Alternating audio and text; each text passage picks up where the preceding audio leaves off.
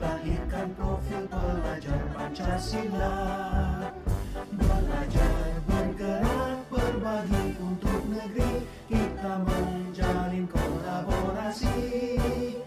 Belajar, bergerak, berbagi untuk negeri, demi bakti pada Ibu Pertiwi.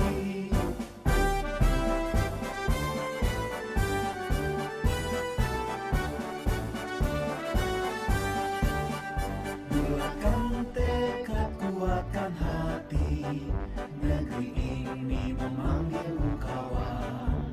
Belajar, bergerak, berbagi untuk negeri, guru penggerak majukan pendidikan. Guru penggerak menghamba pada murid, kreatif rancang pembelajaran. Hargai potensi, tingkatkan prestasi, lahirkan profil pelajar Pancasila. Belajar, bergerak, berbagi untuk negeri, kita menjalin kolaborasi.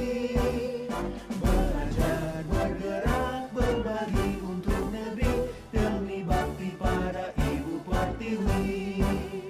Belajar, bergerak, berbagi untuk negeri, kita menjalin kolaborasi.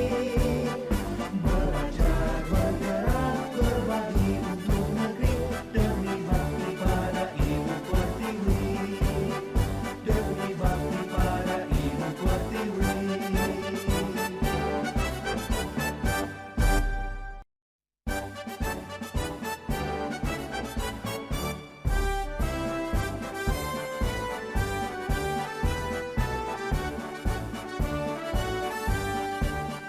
Bulatkan tekad, kuatkan hati, negeri ini memanggilmu kawan.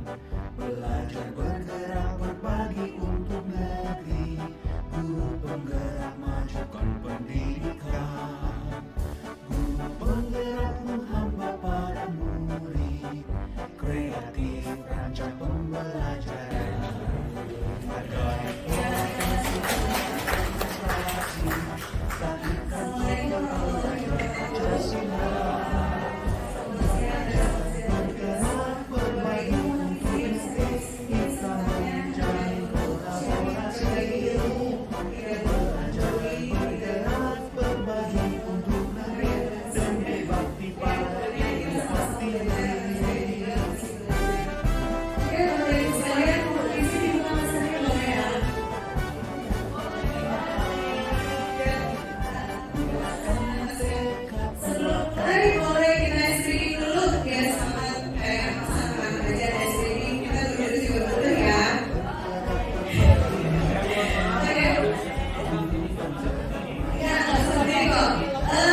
Saat saya bilang pagi, tepuk tangan satu kali. Oke, coba ya. Pagi. Oke, kalau siang dua kali. Siang. Oke, kalau sore tiga kali. Sore. Pagi. Siang. Sore. Oke, kalau malam setengah aja. Setengah.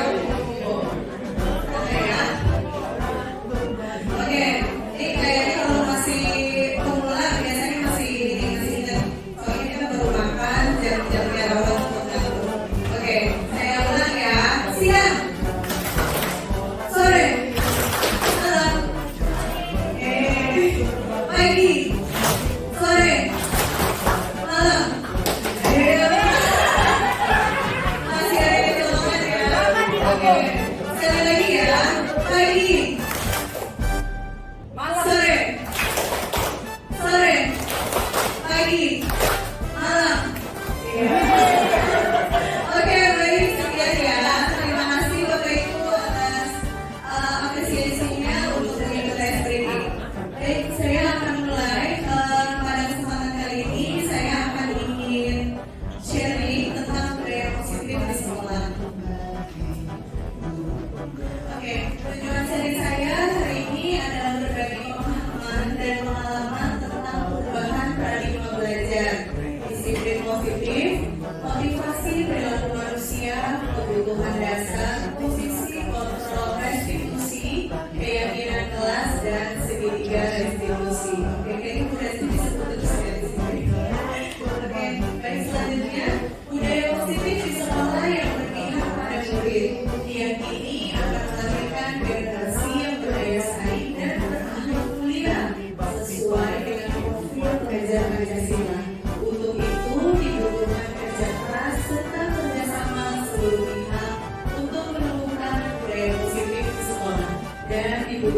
konsistensi dalam menjalankannya. Disiplin diri mempelajari bagaimana kita mengontrol diri dan bagaimana menguasai diri dalam memilih tindakan yang mengacu pada nilai-nilai yang kita yakini. Manfaat disiplin diri dapat membuat seseorang menggali potensinya menuju kepada sebuah tujuan, sesuatu yang dihargai dan bermakna.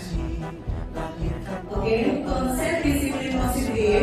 Disiplin positif berperan sebagai unsur utama terbentuknya budaya positif. Salah satunya adalah penerapan 5S di sekolah. Oke, macam-macam budaya positif ini sebenarnya sudah kita jalani di sekolah kita. Ada upacara, senior, salam, sopan, dan santun juga sudah. Ada ibadah pagi, meditasi setiap hari Selasa, ada ekstrakurikuler, kementerian, event Jumat, dan olahraga. Pertanyaannya adalah bagaimana caranya untuk menumbuhkan dan membangun budaya positif di sekolah yang berpihak pada siswa dengan melibatkan seluruh warga sekolah. Saya sedikit mengambil filosofi Ki Hajar Dewantara. Ki Hajar Dewantara mengatakan bahwa di mana ada kemerdekaan, disitulah ada disiplin yang kuat. Sesungguhnya disiplin itu bersifat self-disiplin, yaitu kita sendiri yang mewajibkan diri kita dengan sekeras-kerasnya. Sebab jika tidak, hasilnya akan sama saja. Maka wajiblah bangsa lain mendisiplinkan diri kita. Dan peraturan demikianlah itu yang harus ada di dalam suasana merdeka. Ki Hajar Dewantara, Pemikiran Konsepsi Keteladanan Sikap Merdeka, Cetakan 5 tahun 2013 halaman 270. Lalu tujuan disiplin positif itu apa? Tujuan dari disiplin positif adalah menanamkan motivasi pada murid-murid untuk menjadi orang yang mereka inginkan dan menghargai diri sendiri dengan nilai-nilai yang mereka percaya, sehingga mereka akan berperilaku baik dan berlandaskan nilai-nilai kebajikan karena mereka ingin menjadi orang yang menjunjung nilai-nilai yang mereka yakini. Saya sedikit mengingatkan apa bukannya namanya Dasar Tupoksi Guru di dalam Undang-Undang Dasar Nomor 14 Tahun 2005 tentang guru dan dosen. Di situ di pasal 1 disebutkan guru adalah pendidik profesional dengan tugas utama mendidik, mengajar, membimbing, mengarahkan, melatih, menilai, dan mengevaluasi peserta didik pada pendidikan anak usia dini, jalur pendidikan formal, pendidikan dasar, dan pendidikan menengah. Selanjutnya adalah perubahan paradigma belajar. Dalam paradigma baru pendidikan, tujuan pembelajaran bukan hanya untuk merubah perilaku siswa, tapi membentuk karakter siswa. Oke, saya contoh perbandingan. Saya pakai di sini petani dan guru. Jadi diibaratkan guru itu adalah petani dan peserta didik kita adalah padi ataupun jagung yang ditanam oleh petani. Jadi tugas kita sebagai guru itu tidak lantas merubah anak yang kita petani menanam jagung. Tidak mungkin mengharapkan tumbuh jadi rambutan, jadi nangka gitu. Jadi kita mengarahkan, membimbing, menuntun anak tumbuh sesuai dengan kodratnya. Kita contoh sebagai petani, kita hanya bisa memberikan yang terbaik pada siswa. Kita bisa menumbuhkan anak itu tumbuh dengan sebaik-baiknya. Selanjutnya ada motivasi perilaku manusia dari Dian Dosen dalam bukunya Restructuring School Discipline menyatakan ada 3 motivasi perilaku manusia. Yang pertama untuk menghindari ketidaknyamanan atau hubungan. Yang kedua untuk mendapatkan imbalan atau penghargaan dari orang bahagia untuk menjadi orang yang mereka inginkan dan menghargai diri sendiri dengan nilai-nilai yang mereka percayai. Budaya positif. Membangun budaya positif di sekolah bisa dimulai dari kelas, yaitu dengan membuat kesepakatan kelas sebagai keyakinan diri, dengan melibatkan siswa berdiskusi, menyepakati aturan dan konsekuensinya. Setelah itu, bisa melakukan pembuatan poster kelas, guru dan murid menjalankan kesepakatan kelas atau keyakinan diri dengan konsisten dan kontinu, dan murid saling mengingatkan. Ada 5 posisi kontrol kita sebagai guru. Yang pertama adalah penghukum. Seorang penghukum bisa menggunakan hukuman fisik maupun verbal dalam menghukum siswanya yang melakukan kesalahan. Yang kedua, membuat merasa bersalah. Biasanya ini dilakukan dengan suara lemah lembut. Lalu membuat merasa bersalah akan menggunakan keheningan yang membuat orang lain merasa tidak nyaman, bersalah atau rendah diri, hingga akhirnya hilang kepercayaan diri dia bahwa dia punya potensi untuk lebih hebat di depannya. Lalu yang ketiga adalah posisi kontrol sebagai teman.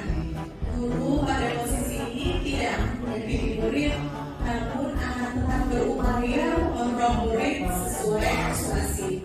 Jadi pendekatannya sebagai teman, tapi kadang anak-anak kita merasa kalau gurunya udah asik nih sebagai teman, itu biasanya ada sifat yang karena menganggap sebagai teman, jadi ada sifat yang seperti kurang ajar si gurunya.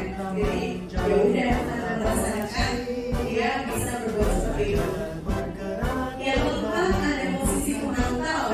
Posisi penantau berdasarkan pada peraturan dan konsekuensi. Jadi biasanya guru pemantau ini hanya memantau melihat ada anak misalnya melakukan kesalahan merokok di luar. Dia hanya mantau melihat diri, oh ini, tapi tidak melakukan tindakan apapun, hanya memantau melihat. Lalu tidak ada tindak lanjut dari penanganan tersebut. Yang kelima, posisi terakhir yaitu manajer. Posisi di mana guru berbuat sesuatu bersama dengan murid, mempersilahkan murid mempertanggungjawabkan perilakunya, mendukung murid agar dapat menemukan solusi dari masalahnya sendiri. Sejauh mana pemahaman disiplin positif merupakan bagian dari pendidikan untuk melakukan diri dan menunjukkan kepercayaan diri. Kesimpulan dari tentang budaya positif ini adalah untuk membangun budaya positif di sekolah dibutuhkan kerjasama oleh semua pihak terkait seperti guru, murid, orang tua dan warga sekolah lainnya. Seorang guru harus bisa menjadi teladan bagi murid-muridnya. Budaya positif di sekolah bisa ditumbuhkan melalui kegiatan-kegiatan kebiasaan dan program sekolah yang telah disepakati bersama. Baik, terima kasih dan salam bahagia. Terima kasih Bapak Ibu, mungkin sedikit yang bisa saya bagi, nanti semoga ada kesempatan lagi saya bisa membagikan ilmu yang saya dapatkan.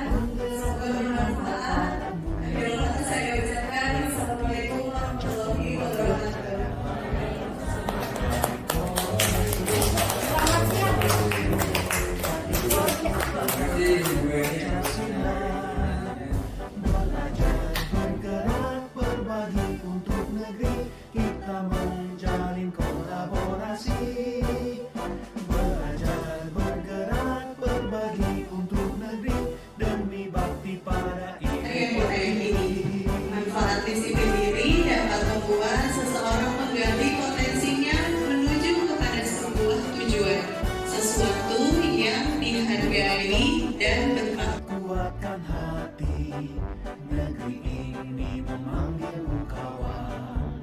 Belajar bergerak berbagi untuk negeri, guru penggerak majukan pendidikan.